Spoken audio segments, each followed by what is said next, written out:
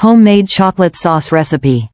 Ingredients: 1 cup 200 grams white sugar, 1/2 cup 50 grams unsweetened cocoa powder, 1 tablespoon all-purpose flour, 1 cup 250 milliliters milk, 1 tablespoon unsalted butter.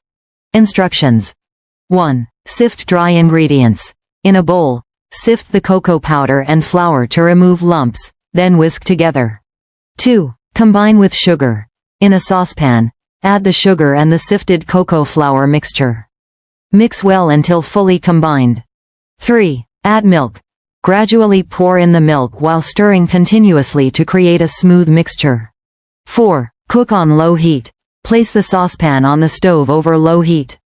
Stir constantly for 10 to 15 minutes until the sauce thickens to your desired consistency. 5. Incorporate butter. About 3 minutes before turning off the heat, add the butter and stir until fully melted and blended. 6. Cool store. Transfer the sauce to a glass jar or airtight container.